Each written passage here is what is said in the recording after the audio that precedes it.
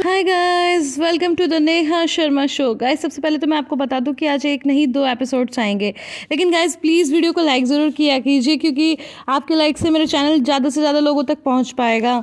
साथ ही साथ गाइस मैं आपको ये भी बताना चाहती हूँ कि मैं एक और ड्रामा एक्सप्लेन कर रही हूँ जिसका नाम है अ लव इन एशेज़, और ये एक रोमांटिक थ्रिलर ड्रामा है। एंड गाइस ये बहुत ही इंटरेस्टिंग ड्रामा है जिसके अंदर एक भाई अपनी ही बहन को दांव पर लगा देता है। अब क्या जुलेहा को बचाने के लिए कोई आएगा या होगा कहानी में कुछ बहुत अलग? जानने के लिए देखिए Turkish drama love in Ashes in Hindi only on this channel. Before that, अगर अभी तक आपने चैनल को सब्सक्राइब नहीं किया है तो प्लीज़ चैनल को भी सब्सक्राइब कर लीजिए and hit the bell icon so that आपको वीडियो की नोटिफिकेशन मिलती रहे और मुझे नई वीडियो लाने की मोटिवेशन। चलते हैं सीधा आज की वीडियो की ओर। हम देखते हैं कि निशान बताती है बाहर को कि कल रात उसने अपने सपने में येलिस को देखा, तो बाहर कहती कि उसने भी देखा।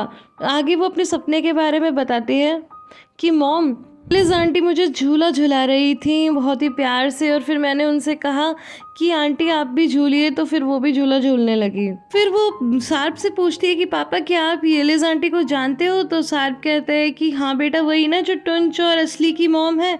तो वो कहती है हाँ पापा, आपको कैसे पता? तो कहते हैं मुझे सब पता है। और फिर वो डोरुक को देखकर इशारा करते हैं तो डोरुक भी मुस्कुराता है। फिर डोरुक कहता है कि मॉम, क्या मैं येलिस आंटी और टुंच और असली को भी यहाँ बुला लूँ? पापा ने परमिशन दे दी है। तो बाहर कहती है कि बेटा अगर हम यहाँ लंबे समय तक रुके तो बुला लेना। इसके बाद फिर सार्प कहता है कि देखो बच्चों, मैं ये तो जानता हूँ कि असली और ट्विंच तुम्हारे फ्रेंड्स हैं, लेकिन क्या वो तुम्हारे घर पे फ्रेंड्स हैं या फिर स्कूल में तुम्हारे फ्रेंड्स बने हैं? तभी डोरुक बोलता है कि वो तो हमारे नेबरहुड हैं, जेदा दीदी, एलिज आंटी, ट्विंच और असली। तो ये सुनते ही सार्प को याद आता है कि उसके आदमियों ने बताया था कि पड़ोस में रहने वाली एक लेडी अब नहीं रही। लेकिन हम मिस्टर अनवर, शीरीन और आरिफ को मिस्टर स्वाद के घर आते देखते हैं। तो शीरीन अपने बॉयफ्रेंड को गुड मॉर्निंग बोलती है, पर वो रूठा हुआ होता है, तो कहता है कि सीधा पॉइंट पर आओ। तो एंड गाइस यहाँ से फिर मुझे एक गाना याद आ जाता है, सीधा पॉइंट पे आओ ना, जरा शॉर्ट में बतलाओ ना, और सीधा पॉइंट पे आओ ना। मिस्टर एनवर बोलते हैं कि कल सार्प हमारे घर आया और बाहर बच्चों को लेकर चला गया, क्योंकि उसे ये लगा कि यहाँ पर कुछ आदमी आने वाले हैं जिनसे उन्हें खतरा है। तो स्वाद बोलते हैं तो मैं क्या करूँ? तो वो बोलते हैं कि वास्तव में वो लोग आए वहाँ पर और अब ये लिज नहीं रही। तो मिस्टर स्वाद कहते हैं ओ ये तो बहुत बुरा हुआ और मेरी सांत्वना आपके साथ है, तो अब आप मुझसे क्या चाहते हो? तो मिस्टर एनवर कहते हैं कि मैं क्या चाहूँगा, एक इनोसेंट लड़की बेचारी अब इस दुनिया में नहीं रही और मैं क्या चाह सकता हूँ? तो वो कहते हैं कि सीधा पॉइंट पर आओ, बेकार की बातें मत करो। तो मिस्टर एनवर कहते हैं कि मुझे प्लीज़ ये बताइए कि सार्प कहाँ है, मुझे बाहर और बच्चों के बारे में जानना है, मैं बहुत ज़्यादा परेशान हूँ, तो मेरी मदद कीजिए कांटेक्ट करने में। तो मिस्टर स्वाद कहते हैं कि आज सुबह मेरी बेटी ने भी मुझसे सेम सवाल पूछा था और मेरा यही जवाब था कि मुझे नहीं पता, और मुझे वाकई नहीं पता। मिस्टर एनवर गुस्से से कहते हैं कि आप बिल्कुल झूठ बोल रहे हो, और तभी शीरीन उन्हें रोकने की कोशिश करती है और कहती है कि पापा प्लीज शांत हो जाइए।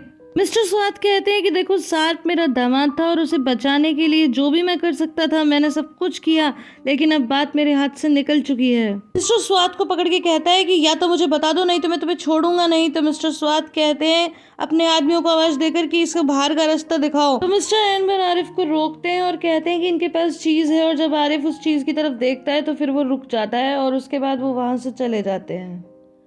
तो शीरीन एक बार अपने बॉयफ्रेंड को फिर से मनाने की कोशिश करती है, लेकिन वो तो रूठा ही होता है, तो फिर वो वहां से चली जाती है। सीन में हम देखते हैं कि जाले मिसेस हतीजे से मिलने आती है और पूछती है कि भाभी आप कैसी हो? तो कहती है कि मैं कैसी हो सकती हूँ, कल येलिस ने मेरी बाहों में अपना दम तोड़ा था, तो आज मेरी क्या हालत होगी, और अंदर जेदा की हालत तो और भी ज्यादा खराब है, वो तो शायद अपना दिमाग ही खो बैठी है। तो जाले कहती है कि जेदा यहाँ पर है, तो वो बोलती है कि हाँ ऐसी हालत में मैं उसे अकेला कैसे छोड़ सकती थी।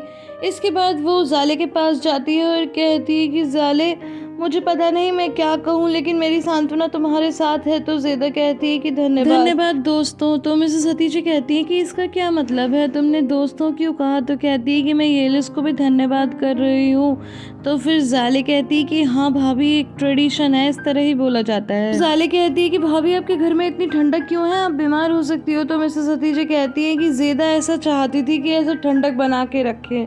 तो जेदा कहती है क्योंकि येलिस भी तो ऐसी ठंड में ही होगी ना। तो गाइज आप इस बात का अंदाज़ा लगा सकते हो कि ज़ेदा के ऊपर कितना गहरा असर हुआ है। और इसके बाद वो कहती है कि मैं जा रही हूँ ज़ाले के पास। तो वो लोग उसे रोकते हैं और कहते हैं कि ठीक है हम लोग भी आ रहे हैं, रुक जाओ। और फिर वो सब जाने लगते हैं। इनमें पेरल मुनीर के साथ मिस्टर स्वात के घर आती है। मुनीर कहता है कि मिस्टर स्वात आप ही मिसेस पेरल को समझाइए, मैं तो उन्हें समझा के थक गया, लेकिन वो जो कह रही है वो मैं तो नहीं मान सकता। तो कहते हैं कि क्या। मुनीर बताता है कि ये बोल रही हैं कि इन्हें मिस्टर सार्प के घर जाना है, लेकिन मैंने इन्हें मना किया। तो मिस्टर साद कहते हैं कि बेटा हमारी कल इस पर बात हुई थी ना, और तुमने कहा था कि ठीक है, फिर तुम अब दोबारा जिद क्यों कर रही हो। तो कहती है कि कल मैं शॉपिंग पे गई थी अपने पति की एक्स वाइफ और बच्चों के लिए सामान खरीदने के लिए। तो मिस्टर स्वाद कहते हैं कि किसने कहा था तुम्हें ये सब करने के लिए। तो वो बोलती है कि आपको पता है मैंने अपने हस्बैंड की एक्स वाइफ के लिए कपड़े खरीदे, अपने हस्बैंड के लिए पजामा खरीदा ताकि जब वो उसकी बाहों में लेटे तो वो पजामा पहन सके। मैंने उस लेडी के लिए शैम्पू खरीदा ताकि उसके बालों से अच्छी खुशबू आ सके। मुनीर कहता है कि मिसेस पेरल देखिए कल वहाँ पर एक लेडी समाप्त हुई है, तो वो लोग खुश कैसे हो सकते हैं। पेरल कहती है कि मुझे कुछ नहीं पता, अब मैं वहाँ पर जाऊंगी और अब मैं उनके पास जाऊंगी। तो मिस्टर स्वात कहते हैं कि मैं तुम्हें हरगिज़ ऐसा नहीं करने दूंगा।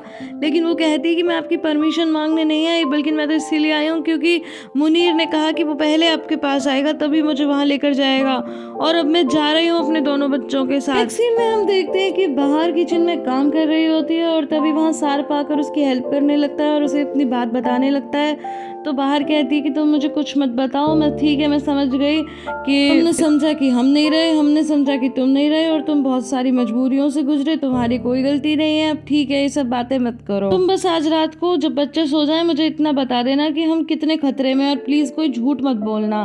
तो फिर सार्प कहते हैं कि मेरी बात तो सुनो। तो वो कहती है कि क्या सुनूं, ये सुनूं कि कैसे तुम्हें उस लेडी से प्यार हो गया, या फिर तुमने उससे कैसे शादी कर ली, या फिर ये सुनूं कि तुम्हारे 2 बच्चे कैसे हुए। अब मैं बाहर जाकर चार्जर लेके आऊंगी। लेकिन वो कहता है कि नहीं नहीं बाहर बाहर खतरा है, तुम मत जाओ। लेकिन वो कहती है कि मैं बाहर जाऊंगी, मेरे पेरेंट्स परेशान है, चार्जर लेके आऊंगी, ठीक है तुम यहाँ पर रह के बच्चों का ख्याल रखना। और इतने में डोरुक आ जाता है। वो लोग शांत हो जाते हैं और फिर डोरुक कहता है कि पापा प्लीज ये पैकेट खोल दो। तो वो पैकेट खोलने में हेल्प करता है। बाहर बच्चों के पास आती है और कहती है कि अरे बच्चों तुम क्या खेल रहे हो। तो वो बताते कि हम तो ट्रेन से खेल रहे हैं मॉम। तो फिर बाहर कहती है कि इसमें तो तुम्हारे पापा एक्सपर्ट हैं, वो तुम्हारी मदद करेंगे खेलने में। और फिर वो कहती है कि मैं थोड़ी देर के लिए बाहर जा रही हूँ, तुम बच्चों पापा के साथ रहना। वो जाने लगती है तो सार्प उसे एक बार फिर से रोकता है, लेकिन वो सुनती नहीं और कहती है कि प्लीज़ मुझे पैसे दे दो क्योंकि मेरे पास चार्जर खरीदने के भी पैसे नहीं है। तो वो कहता है कि मैं नहीं चाहता कि तुम अकेली जाओ, ऐसा करते हैं कि चारों चलते हैं। लेकिन वो बोलती है कि नहीं, यहाँ पर तुम बच्चों का ख्याल रखो, वैसे भी मैं थोड़ी देर अकेले रहकर फ्रेश एयर लेना चाहती हूँ, इसीलिए प्लीज़ तुम बच्चों का ख्याल रखो। तो वो फिर पैसे दे देता है और बाहर वहाँ से चली जाती है। अब बाहर जब बाहर निकल कर जाना शुरू करती है तो उसे दूर दूर तक कुछ भी नजर नहीं आता, दूर दूर तक एकदम सुनसान होता है। दूसरी तरफ हम एम्ब्रे को देखते हैं जो तरियावाशी की गलियों में भटकते हुए बाहर को ढूंढने लगता है, और तभी वो एक आदमी से टकराता है और उससे सराय अपार्टमेंट के बारे में पूछता है। गाइस मैंने बिल्कुल शुरू में आपको बताया था कि बाहर जिस अपार्टमेंट में रहती है उसका नाम सराय है। इसका टर्किश में मतलब पैलेस होता है, और इसी के थ्रू बाहर ने इंसान को भी बहलाने की कोशिश की थी जब वो शुरू में यहाँ रहने के लिए खुश नहीं थी। तो फिर वो आदमी बताता है कि कल उसी अपार्टमेंट में एक लेडी समाप्त हो गई। ये सुनकर वो परेशान हो जाता है और कहता है कि उसका नाम क्या था। कहता है नाम तो मुझे पता नहीं, और फिर वो चलने लगता है। इसके बाद उसे मिस्टर यूसुफ मिलते हैं और कहते हैं कि तुम किसे ढूंढ रहे हो। तो कहता है कि बाहर को ढूंढ रहा हूँ, मैंने सुना कि कल यहाँ कोई समाप्त हो गया था, क्या वो कोई। तो कहता है नहीं बाहर तो बिल्कुल ठीक है, पर अब वो यहाँ नहीं रहती। और फिर तो एम्ब्रे पूछते हैं कि फिर वो कहाँ रहती है, लेकिन सीन यहाँ से कट हो जाता है। हमें बाहर दिखाई जाती है जो खूब चलने के बाद बिल्कुल थक जाती है और उसे दूर दूर तक कुछ भी नजर नहीं आता। हार थक कर वो एक जगह आकर रुक जाती है। अब नेक्स्ट सीन में हम देखते हैं कि मॉर्ज के बाहर ज़ेदा, ज़ाले और मिसेस हतीजे बैठे हुए हैं, बहुत ही शांत हैं। और तभी ज़ाले कहती है कि क्या मैं चाय ले आऊं, लेकिन मिसेस हतीजे इशारे से मना कर देती हैं। और तभी एकदम से ज़ेदा बोलती है, ये लिज महसूस कर पा रही होगी ना कि मैं यहाँ पर हूँ। तो मिसेस हतीजे कहती है कि हाँ बिल्कुल महसूस कर पा रही होगी। दिन में हम देखते हैं कि सार्प अपने बच्चों के साथ टॉय ट्रेन से खेल रहा होता है, और तभी अचानक से डोरबेल रिंग होती है। तो ये देखकर निशान दौड़कर दरवाजे पर जाती है और कहती है कि मॉम आ गई होंगी। लेकिन जैसे ही वो दरवाजा खोलती है तो सामने पेरिल अपने दोनों बच्चों के साथ और मुनीर के साथ खड़ी होती है। तभी वहाँ सार्प भी आ जाता है जो उसे देखकर काफी शॉक्ड होता है। गाइस आई होप आपको ये वीडियो पसंद आई होगी। अगर पसंद आई है तो इसे लाइक शेयर एंड कमेंट करना बिल्कुल भी ना भूलें। फिर मिलती हूँ अगले वीडियो में, तब तक के लिए bye bye and take care.